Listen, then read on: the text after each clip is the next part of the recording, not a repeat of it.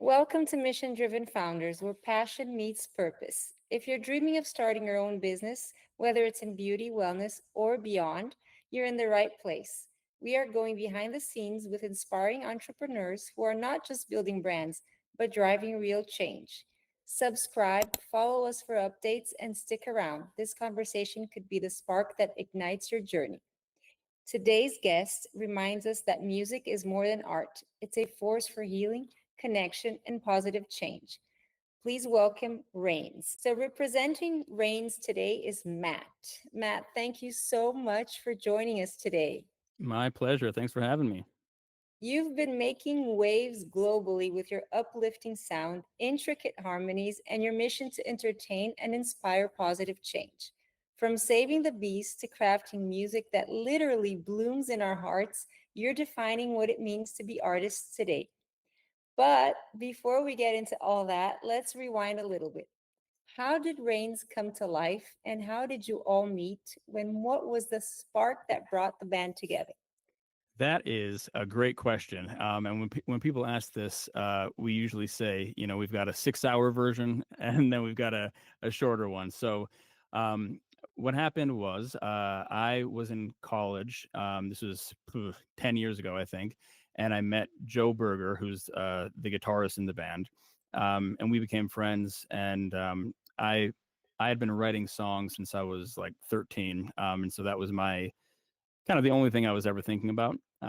And Joe played guitar, and we became friends, and just kind of worked on some stuff. And then we realized that if we were going to do anything with this, that we would need a real lead singer, because Joe and I can both sing, but not lead singer style. So the crazy part of the story is that you know we uh, we knew exactly what we were looking for, but we knew it was sort of a needle in a haystack situation. Like we had sort of a rubric for the person who we had made up in our heads, and we we were putting out ads. We were kind of looking all over the place, and ultimately, I was scrolling through Instagram one day, and I saw a video of this guy playing and singing. He had a beautiful voice, could play piano. Obviously, I saw some videos of him playing guitar, and I showed Joe and I said, this is our guy, but I don't want to get our hopes up because he's in England.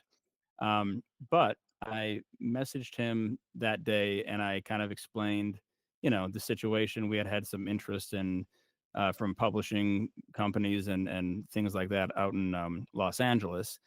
Uh, and I explained it. And 10 days later, he was on a flight from London to LA. So they say the rest is history, but we all clicked, and I've been doing it ever since. What an amazing story. I love that. Not everybody answers Instagram DMs, right? So that's really cool that, Yep. you guys clicked like that. Yep. And Bloom feels like such a feel good, transformative journey from start to finish. Was there a moment during the creative process where you felt the music healing or uplifting you, and almost like a wellness practice for the soul, as much as it does for your fans? Because I'm sure your fans feel that vibration, the healing sounds of your songs. So, what do you feel when you are composing, when you're singing and performing your songs? Oh man, that's a real 6 hour long answer. For me, I think it's great. So there's three of us in the band, and it's really good to have um, sort of that equal partnership across the board. But I know that we all kind of experience even our own songs maybe differently from each other, because when I'm writing them and producing them, like um, that's the happiest I ever am. Like that's all I say that's all I want to be doing. I love playing live. I love being on the road and touring and all the stuff that comes with being in a band. But I could, very happily spend and have spent weeks, months just in my studio working on things, and yeah, it's a very, I don't know, it's hard to describe, I think, and I know many people have tried and succeeded to some degree, but I think for me, it's just I can't think of anything more fulfilling than that. You know, we all three of us are very um, you know, in this in the sense, you know, we don't have a backup plan. We're very committed to making this work. And you know, it has been, which is wonderful. Um, and I think being able to um, being able to somehow transmit the a similar feeling as let's say I get when I'm writing it or producing, or as when we're rehearsing or whatever, and you know, we get goosebumps a lot of the time from from our own stuff, and you know, Mark is a big crier, so he'll, you know, he'll hear a song that, you know, maybe I show him a demo and he'll cry about it, and so we the chance to transmit that to other people in any way is just an incredible gift. It is very incredible, and you are really living your passion, all three of you. I love that. And were there any challenges along the way that made the final result even more meaningful? Oh yeah, constantly. I mean, for us, we you know, all bands, all creative you know, endeavors, I think, I always say it's a terrible idea to be in a band. It's a terrible idea to like be an artist and like try to do this for real. Um, because we all know how, like, how little money there is, how little stability. It's hard to kind of um, you know, make your own path with that.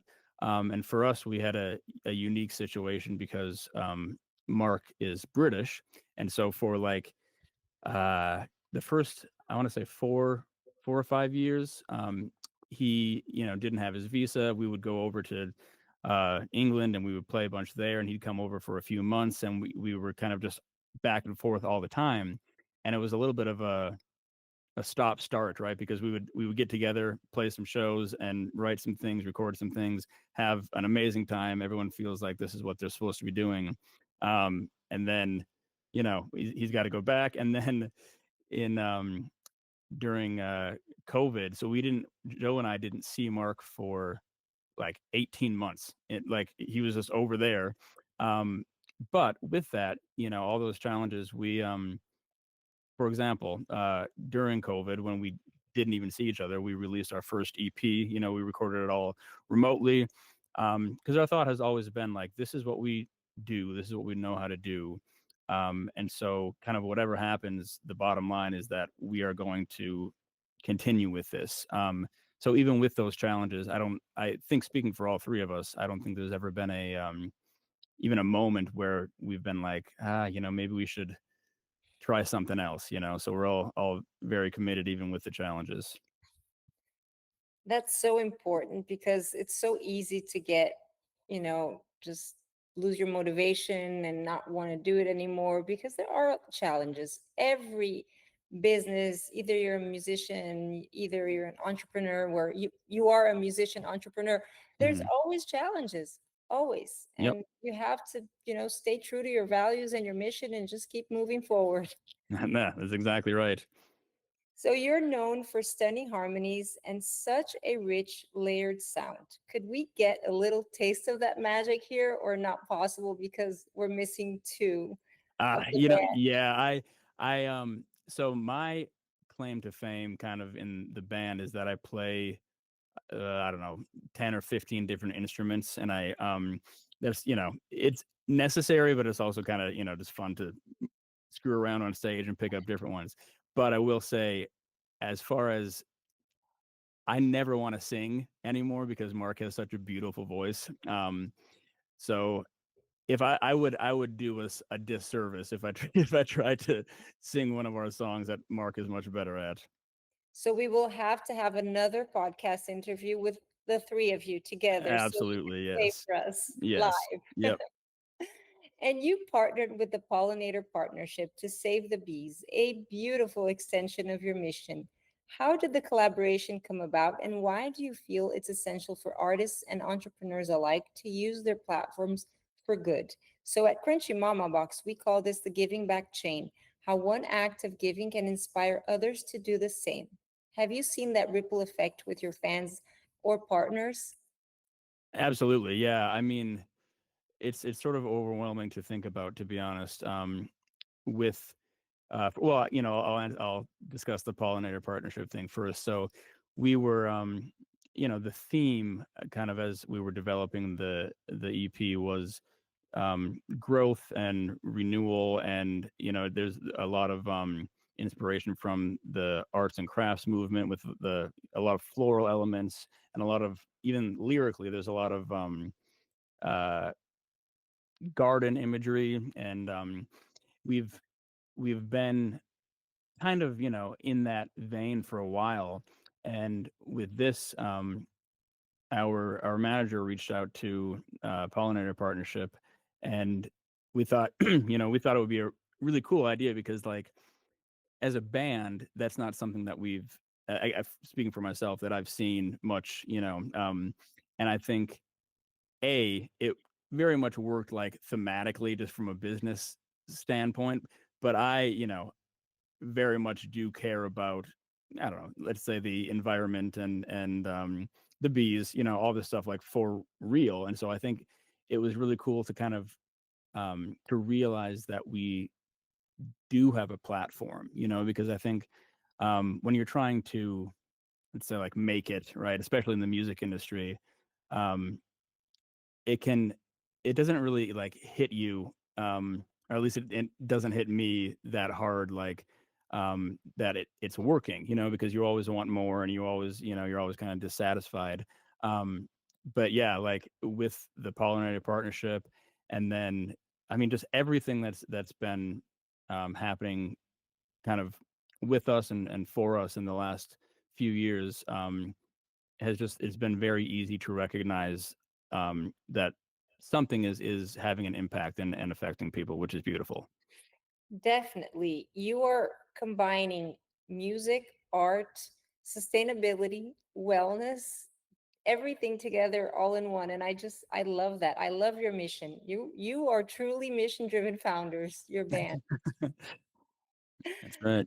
Your live shows radiate joy and connection. Can you share a moment on tour where you truly felt the healing power of your music to bring people together or lift someone's spirits? And did you receive any feedback from fans, how they felt, how your music made them feel? Like, what kind of feedback do you get from all your fans? Yeah. Oh, wow. I mean, in the same vein as what we were just discussing, like, that's also a little overwhelming to think about, because we have, we weren't able to um, be on the road for a while, right? Because of the visa and COVID and all this stuff.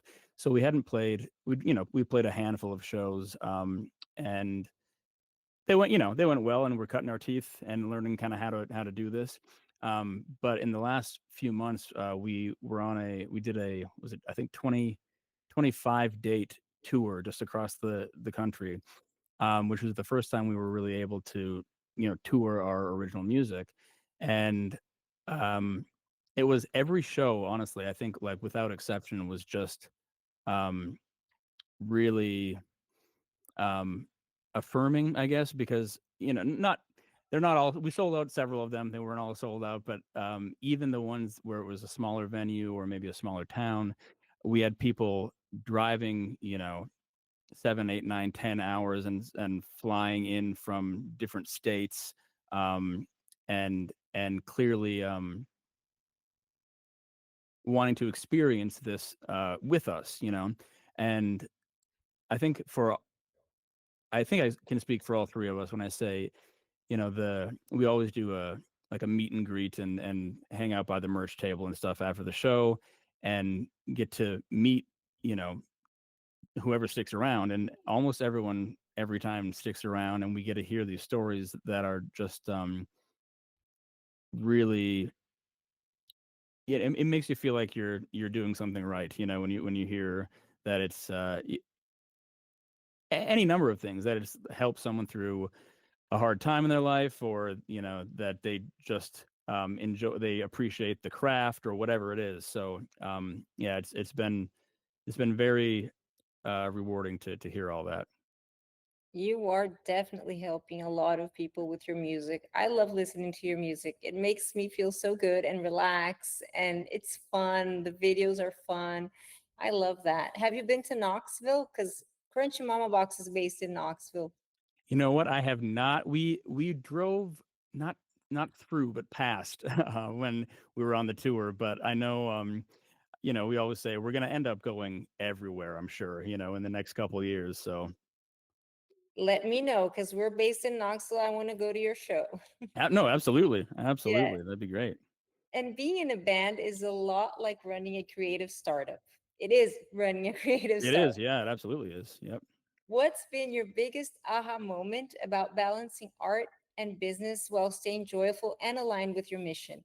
Because it's hard sometimes with all the Mm, stress and when yes. you're starting, you're doing absolutely everything, wearing all the hats, right? Yep. No, exactly. Like, yeah, all three of us have, for a while we didn't have management or like a label or really any team, right? And so we learned just how to do all these things, just out of necessity. And that that was always a challenge because I think if you're an artist, uh, kind of a lot of artists are not good at business, right? Like that's a pretty commonplace. But I think for us, it was really good to kind of have to do the work, and have to see like just how many kind of balls need to be kept in the air for all these different things, like socials and merch and emails and all like the music itself, of course, the logistics, the routing,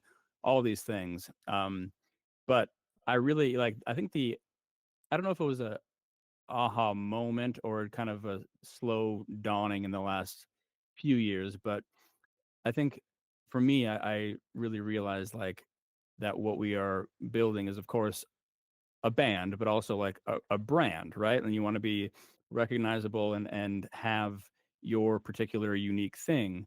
And what I'm proud of us for is that we have just that's been a very natural thing for us. We're lucky in that we've made at least enough good decisions in our career where we can decide, what we do and don't want to do for the most part.